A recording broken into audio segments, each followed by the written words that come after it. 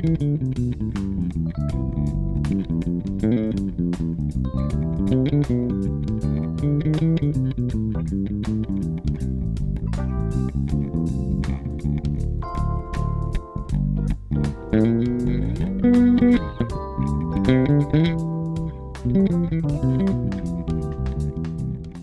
so guys, welcome back to today's video, and in today's video we're going to be doing one of the most popularly requested topic that I have always gotten since I started teaching bass on YouTube, both in my other channel and in this channel, which is how to solo on the bass. And in a couple of lessons I've been uploading on the YouTube space, you guys will have noticed that I've been talking more on the arpeggio side, which is leading to why I want to show you guys how you can build your solo, or how you can start soloing using majorly the concept of arpeggio. So now when you're playing as a bass player, you're not limited to just using the arpeggio for grooves. There are a lot of things you can do with the arpeggio. You can create fills, you can create licks, you can create whatever idea you want to do.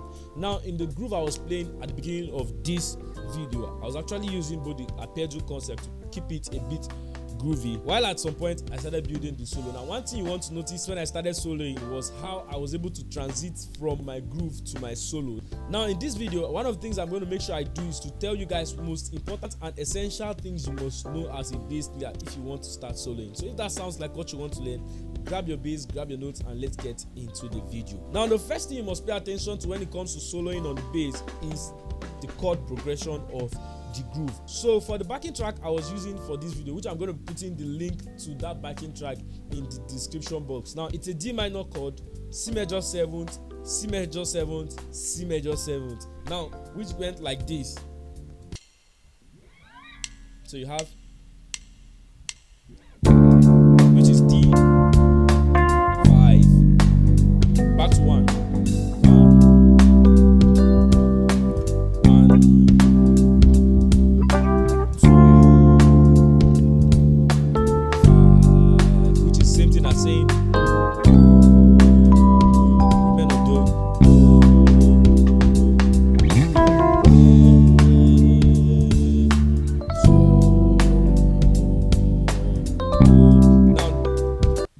Now, after saying this, it is much more important for you to also know that it is very good for you to be able to stick to a groove while you're just starting a solo, especially if you know that you're going to be taking a solo in that session. It's very important that you stick to a groove. So when you start soloing, your solo is going to be very much pronounced and announced in the groove. Okay, so the groove ideas I was doing were just from the chords, right? I'm going to show you guys something really good I was doing at the C. Okay, if you notice, the C major 7th was repeating like in 2 bars. So I'll show you something I was doing there, so I'm not going to sound boring. So let's go again.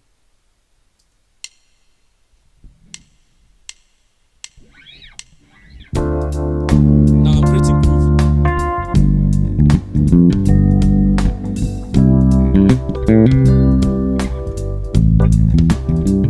Now see what I just did now. Now what I'm doing here is more like I'm substituting my C major 7 for my A minor, right? So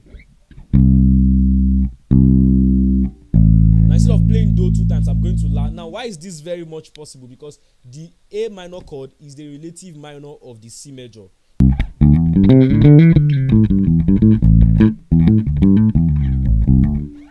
Now that being said, what I was doing in the groove is same thing that I'm going to relate to what I was doing in the solo. Now first thing first, on the groove, you'll notice that when I'm on C, when the progression of the song is, of the backing track is on Re, So, the groove I'm playing is staying, the C, right?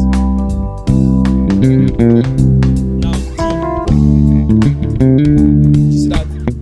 Now this same thing is going to apply to when it comes to solo. Now one of the things that a lot of people struggle with when it comes to solo is first thing, the startup idea, right? What are you going to use to start up your solo? Once you already know what you're starting the solo with, I bet you have what to do. Now if you look at this solo I did in this video, I had something like this.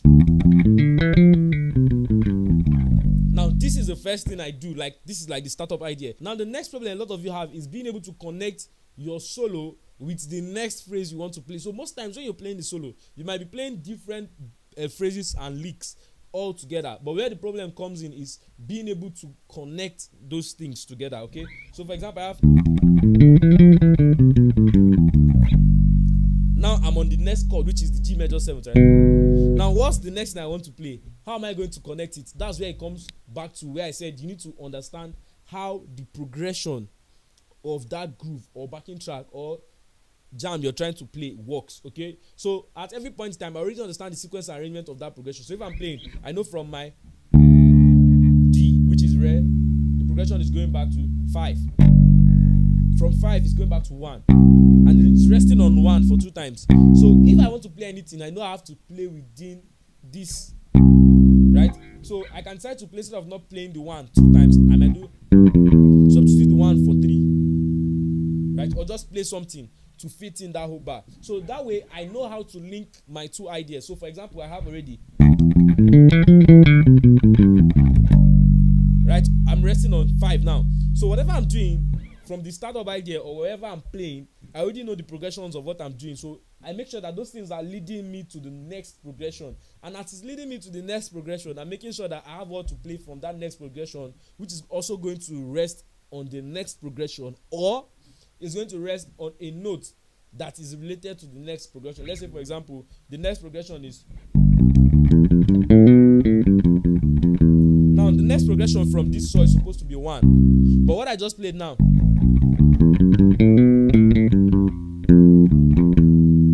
right, I ended on the 3, so which is still fine because the chords on the C major 7th is still, right?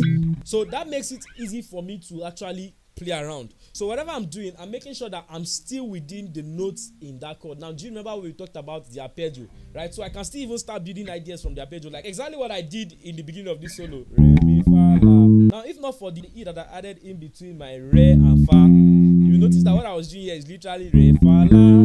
But I just did re, mi, fa, la, re, mi, fa. Right?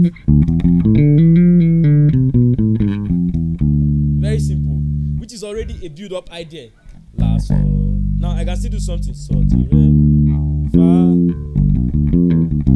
which is the G major 7th arpeggio, right? Same thing. Let's do something crazy.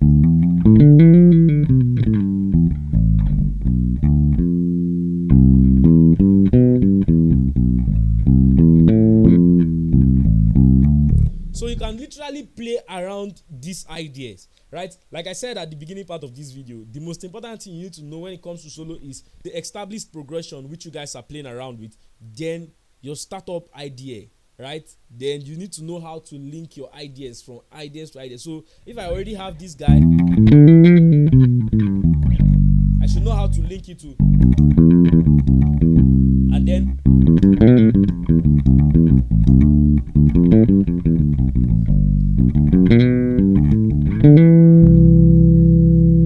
that's the most important thing. Then always don't forget the space of trying to make your emotions also count, which is very important. So when you solo, most times you solo based off what you're feeling. But then what makes it more professional as a musician is the fact that you bring in concept, right? For me on this solo, I was trying to bring in more of the arpeggio concept. Okay, there are still phases where I would have to want to do maybe the mode kind of thing. So I might have to do something like,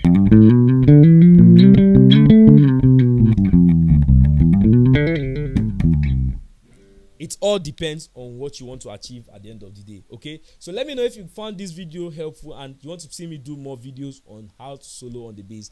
I'm going to see you guys on the next one. Peace. Alright, so today I'm going to show you guys some crazy startup solo ideas that you can use to start up your solo as a bass player. Now